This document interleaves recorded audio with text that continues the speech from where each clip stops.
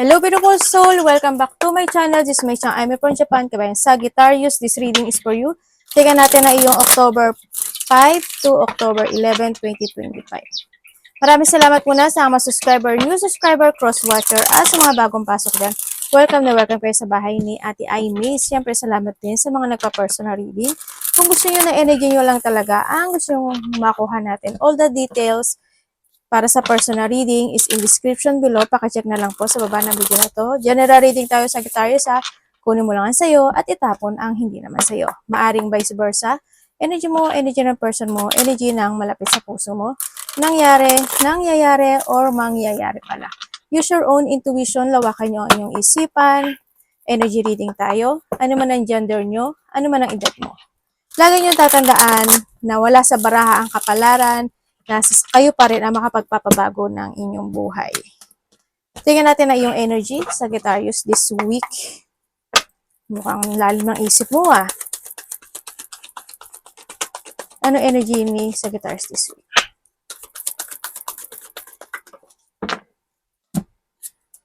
Ay, naku po, ano ba yan? Sorry ka na. Tingnan na pa rin natin.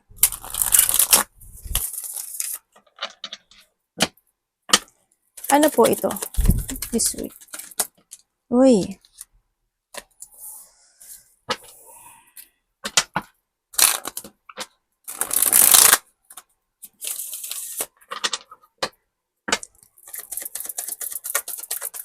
Energy po niya. Okay, energy mo this week. Energy mo this week, ang nakikita ko sa'yo dito, medyo may mga bagay na sinisiyasat mo, no? May mga situation na naghahanap ka ng katotohanan o naghahanap ka ng solution, naghahanap ka ng paano, bakit, ganyan, ganyan. May mga ganon situation ako na nakikita. Hinahanapan mo ng solusyon, yung mga bagay-bagay, no? May mga naiisip kang ganon. And then also, energy na nakikita ko dito,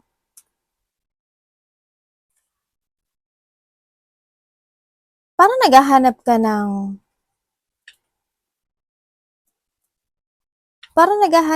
ng agreement with someone.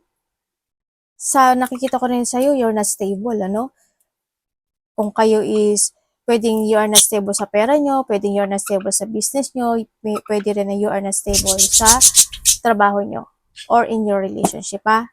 Ganun. Or pwede rin sa health issue. Yan. Ibig sabihin, too much emotions, pwedeng ganun. Sa iba sa inyo, no? Energy nyo rin, kuhanin ko ha, kasi ang nakikita ko dito,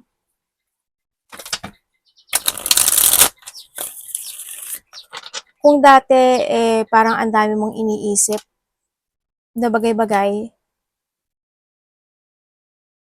pwedeng sa iba sa inyo magkakaroon kayo ng clarity this week. No, sa situation. Kung dati, ang dami yung iniisip, dami gumugulo sa isip nyo, this week, maaari magkakaroon na ng clarity sa mga bagay na yan.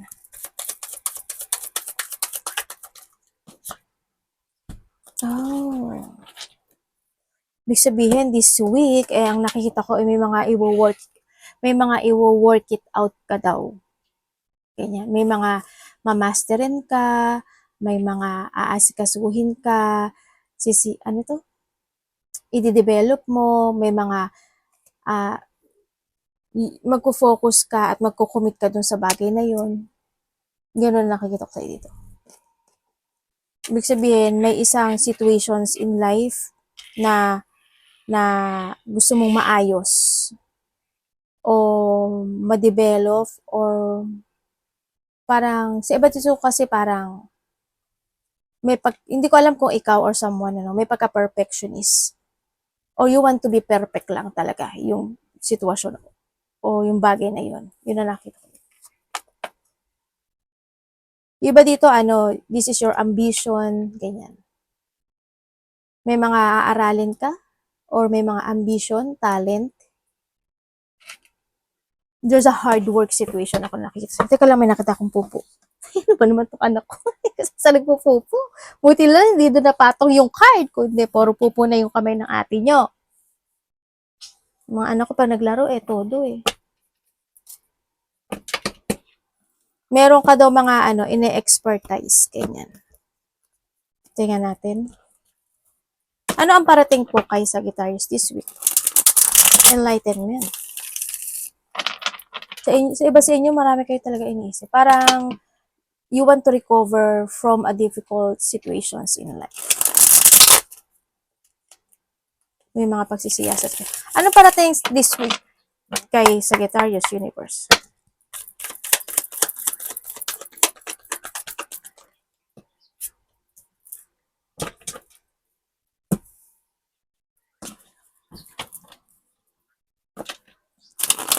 Sagittarius, hindi ka ba, may nakikita akong tao malapit sa'yo?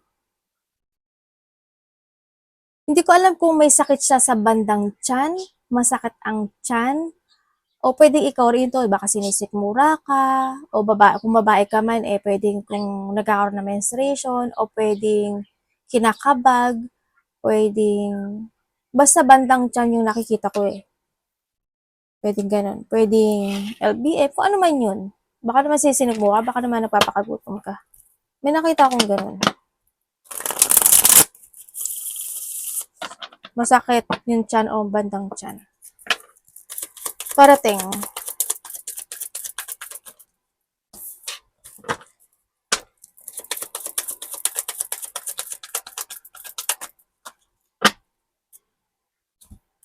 Okay, ang parating sa iyo.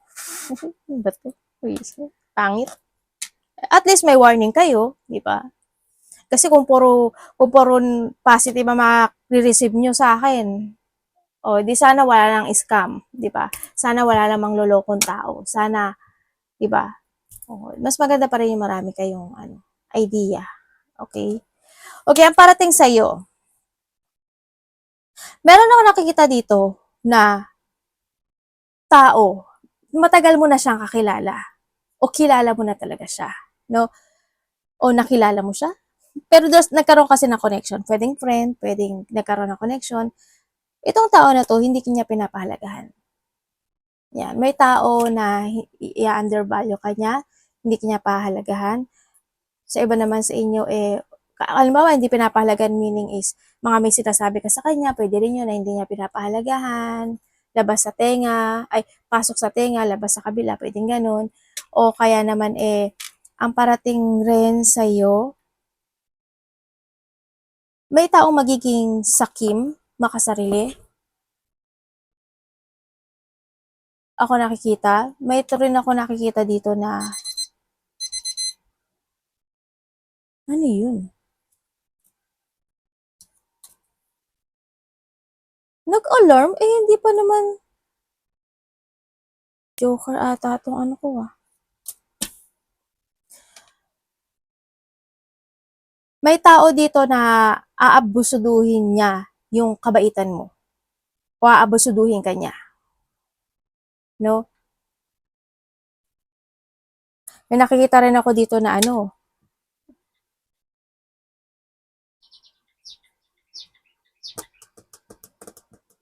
may taong interesado sa pera mo? Or interesado siya sa'yo or family? Sasabihin, ate, wala naman akong pera Yun na nga ang problema, wala kang pera sa iba sa inyo. Diba? Pero, ang nakikita ko rin dito is, kung may nangutang sa inyo, pwedeng iyon hindi pa kayo mabayaran. Sabay kasi ni ate, ano ba naman masaklaf? O kung may mangungutang sa inyo, sa iba sa inyo mababayaran kayo kasi andito si Tin. Mayroong hindi. Pwedeng magbabayad siya, pero kalahati lang, 30%, pwedeng 20%, butal-butal, ganyan. Pwede rin na may tao na na butal-butal din ang gagawin o action niya sa'yo, pwedeng ganun. May scam ako na nakikita May scam. May sinasabing credit card dito. Hindi ko alam why. Aarte ko talaga, no? Hindi ko alam kung bakit. Baka gumagamit ka ng credit card or basta mag-ingat ka kasi kung magagamit ka ng mga GCash, kung ano-ano mga basta card, may something card ako nakakita May utang ka ba sa card? May mga hindi ka ba nabayaran na utang? Meron bang, basta may gano'n, basta mag-ingat kayo ha, warning to, as in warning to. Mag-trust ka sa intuition mo dito. Para makaiwas ka rin. Mas maganda na yung ano. At saka sinasabi rin dito, may mga sitwasyon daw na kailangang ayusin, baguhin. Yun, kailangan daw na, may mga bagay na kailangan daw ng clarity or need mong ng clarity. Yun ang sinasabi dito.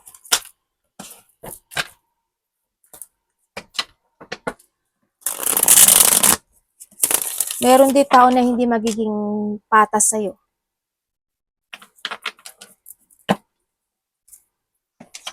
Meron ding tao na ano, manggagamit o gagamitin ka lang. Ano ang dapat iwasan po ni Sagittarius? Ano dapat iwasan? Ay, devil! Ay! Nako po, patay tayo dyan. Jesus, may marimar. At least alam niyo yung warning. Bakit po universe? Anong ibig mo sabihin? Dapat iwasan niya.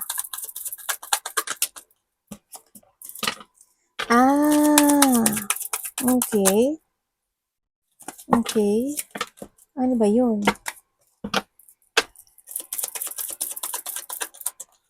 Thank you. Okay, dapat mong iwasan. Okay, dapat mong iwasan mo yung mga overthinking, too much emotions, no? Iwasan mo yung hindi ka rin makapagpatawad, syempre. Iwasan mo yung pagiging madamdamin or basta yung too much emotions, sadness, sorrow, mga ganyan. Yung iwasan mo yun. Iwasan mo na ma-loss of balance ka or yung magkaroon ng mga salungatan situation. Pakikipagtalo, ganun. Umiwas ka sa pakipagtalo, pakikipag-alitan, hindi pagkakasundo. Umiwas ka na lang doon, no? Maging mas more on patient ka. Habaan mo pa yung PC mo. Mahaba na yung PC mo, habaan mo pa yung PC mo. Iwasan mo yung magkaroon, ma-uncontrol ka sa sarili mo. Anak, ano yun? Bibikilo. Tinitingnan ko yung anak ko sa gilid kasi. Yan, iwasan mo yun ha, yung ma-uncontrol ka, ma-stagnant ka, and then magkaroon ka ng mga puot o galit. Yung mga conflict, iwasan mo yun. Yung ma-lack of direction ka, iwasan mo. No? Hanggat maaari, iwasan mo.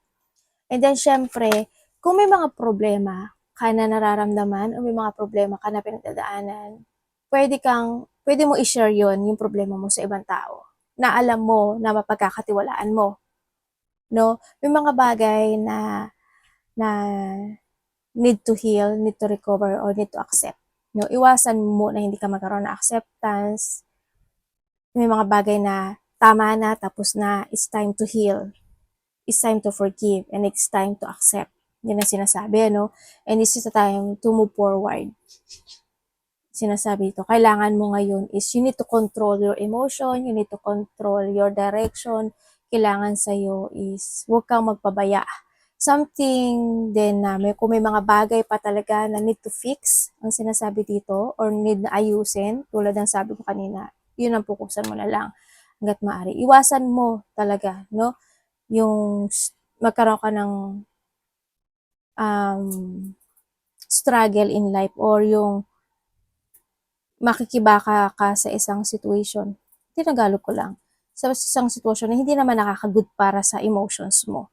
Don't be stuck, don't be trapped. Ang sinasabi, iwasan mo yung mga tao na sinungaling, toxic person, toxic relationship, toxic situation, toxic any situation. Kung ano man yung bagay na yan. Oh, yan. Yan. Sinabi ko na agad. Oh, yan. Ba yun, ate? Ang dami mo kasi iniisip. Ang gulo ng isip mo. Kaya wala tuloy nangyayari. Sabi ka. Sinisisi pa ako, ate, ha. Tingnan natin yung love is sa lahat. Kapatid, anak, magulang, karelasyon, kaibigan, pamilya. Kamusta ang love ni Sagittarius this week, universe? Sabi rin dito, huwag ka daw magmamadali sa mga desisyon mo sa buhay mo. No? Iba dito, mahilig mag-ilusyon eh. Kumbaga, trust your intuition to make a decisions right. Be patient to make a choices. Huwag kang magmamadali kasi pwedeng magkamali or pwedeng matrap or ika-frustrate mo yung bagay na yan, no? Love. Kamusta this week ang love ni Sagittarius? Oh, iba sa inyo, family.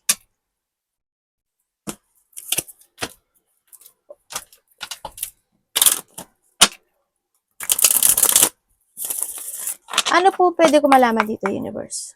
When it comes sa love. Ten of Pentacles. This week. Devil! Nakakadalawa ka na ha? Ano yan? Sakupin? Sakupin ba yung latang card? May dalawa pa akong card dito. Sana wala naman lumabas na devil. Okay, when it comes sa love. When it comes sa love, family related to, no, sa iba. Okay. When it comes sa love this week, ang nakikita ko dito, talagang there's a connection with someone na sobrang toxic para sa'yo. Ito yung mga tao na makasarili, sakim, sarili lang nila iniisip nila. No? Kumbaga, nakakonect ka doon. Pwedeng sa family. Pwedeng family mo, pwedeng family. Kung mag-asawa kayo or magka-shota, boyfriend man yan, sa family niya or sa family mo, no? Kumbaga, there's a connection na toxic in this relationship. Kumbaga, pwedeng tumututol sa inyong relationship o ayaw niya sa'yo. Yan. And also, sa iba naman sa inyo, ang nakikita ko dito, this week, may tao dito. Ano pong sasabihin niya? Iba dito, related to a money no? Ibig sabihin, may tao na masama yung pakay sa'yo. Dito. May taong masama ang pakay niya sa'yo. Ibig sabihin, pakay niya lang sa'yo because of the needs. Pakay niya sa'yo is because of the money. Ganun lang. Sa iba naman dito, ang nakikita ko dito,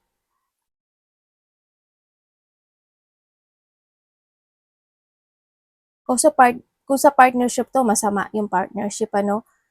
Sa iba kasi alam mo yung only a lush. Diba sabi ko sa'yo, kailangan kita because of my needs. Pwedeng because of the lush. Ano yung lush? L-U-S-H. S-E-X yun. Yun lang ang pakay niya sa'yo, sa iba sa inyo. No?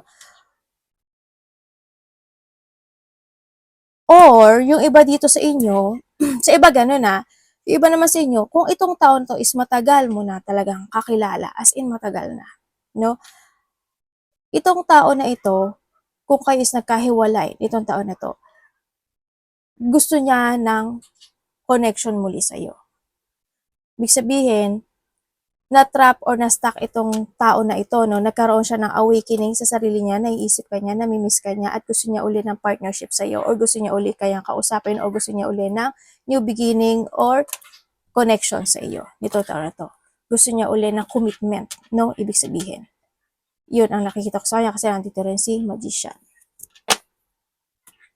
Yun. Mag-ingat kayo sa mga dealing-dealing ha, mga partnership na yan. For advice lang naman. Tingnan natin. Maganda, ayusin ang ating paa.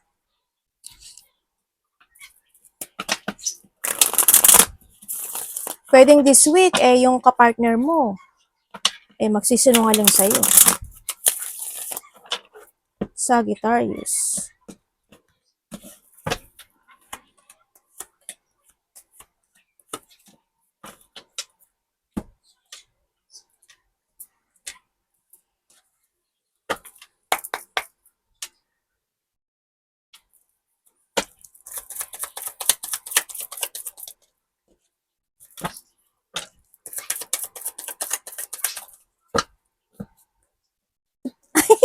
Tawa ako bigla.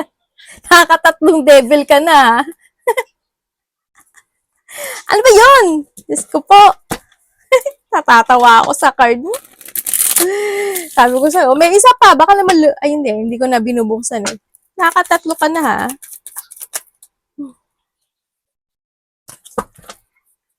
May blockage ka, Sagittarius. As in, may blockage ka. Magsasucess ka sana pero may blockage ako nakikita sa'yo. Okay, sa nakikita ko sa'yo dito, you have a blockage. No?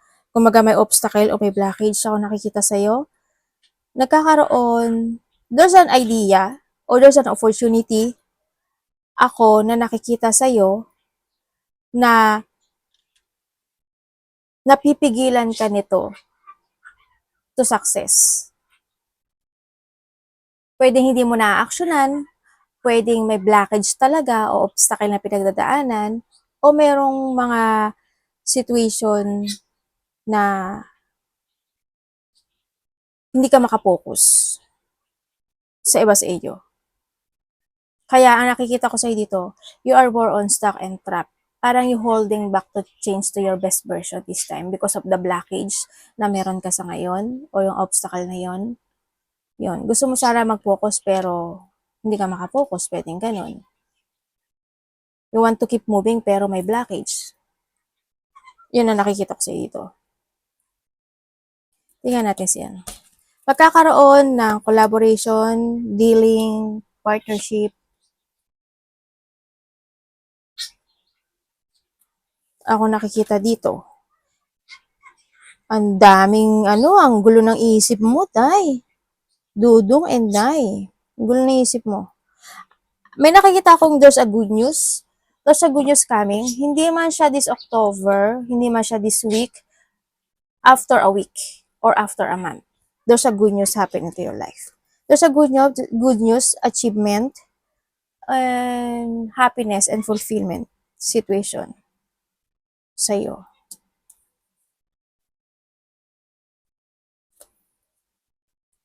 Nagkakaroon ng mga dissatisfaction Tingnan natin.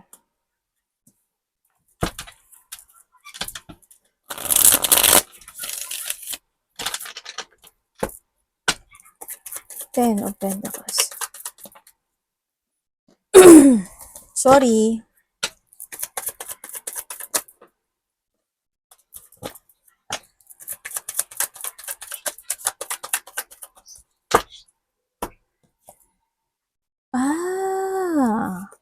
Okay. Meron ako nakikita dito na tao na nagsisinungaling. May tao na ayaw kang kausapin or nagsisinungaling. Or maybe this is you. Ayaw mo kausapin or may mga bagay na may delay eh. Ba't ka na may delay? Maluga. Sana hindi naman mangyari, no? Pero there's a delay. Ako nakita sa iba dito. Nagkakaroon ng doubt. Nagkakaroon ng distraction. May mga lack of clarity situation ako na nakikita dito. Lack of idea, tulad ng sabi ko, no? Pwede rin na nandito ka sa sitwasyon mo na nalilito ka. Ganyan, pwedeng ganun. Pwedeng may mga sitwasyon na nakakaramdam ng worrying, anxiety, stress, or takot. Pwedeng ganun. Kasi there's a delay, tulad ng sabi ko, there's a delay situation. Pero sabi dito, kung ano man yung delay na yun, there's a successful situation.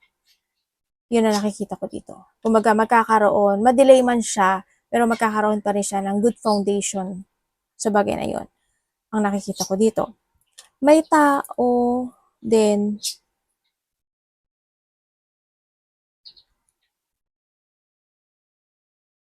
ay, parang may nag-ano sa tenga ko. Parang, ayan parang kala mo naman nararamdaman nyo. Parang alam mo yung may dumadaan sa likod ko. 2 beses. May nagmamatsyag sa'yo. Bakit kaya may nagsisinungaling dito? Talagang meron talaga. Sa iba sa inyo, may mga misinformation ako na nakikita sa'yo. Siguro may mga bagay na kailangan mo siya sa atin sabihin, aksyonan, i-pursue. Maaaring ganun. Kung ano man yung sitwasyon na yun. No, may mga bagay daw na kailangan mong harapin. May mga bagay na you need to use your mind and intellect. No, if you want to talk, if kailangan mo mag-crossroad, if you want to decide or pursue something in your life, gawin mo daw. Harapin mo yung mga bagay na to. Sabi ko sa'yo, may blockage ka eh. Di ba? Creative block.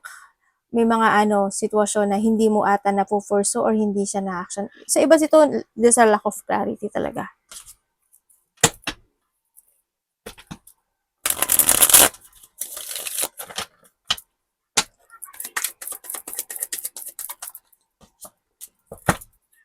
Ba yun?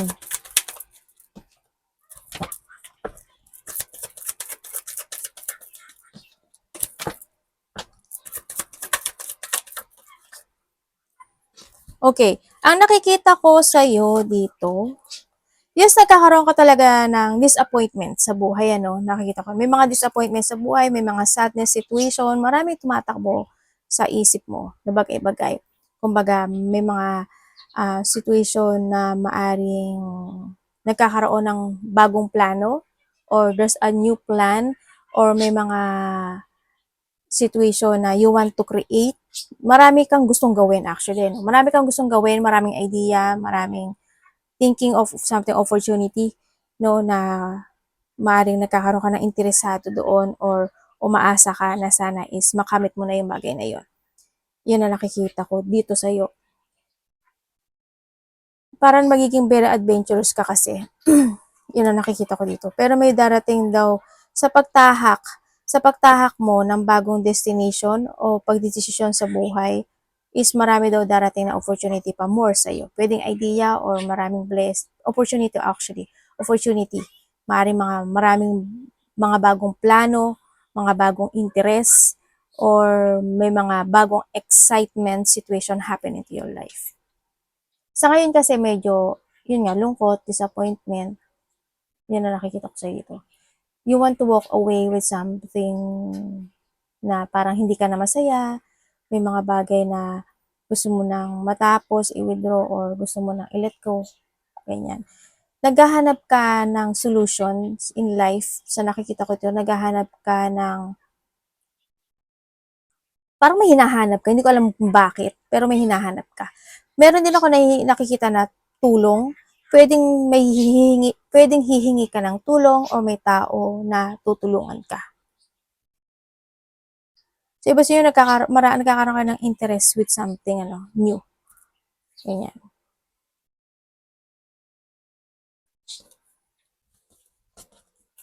Tingnan natin, friends.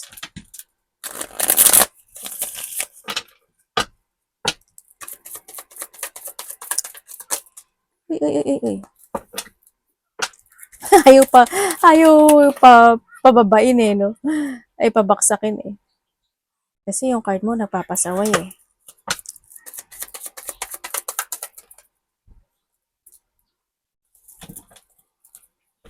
Ano pong nito, universe?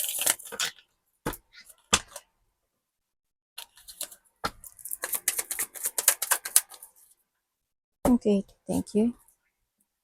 Oh, okay. Okay, dito sa situation mo, no? Dito sa sitwasyon mo, ang nakikita ko sa'yo dito is medyo magulo talaga yung isip mo. No? Nakikita ko may mga pagtatalo o hindi pagkakasundo.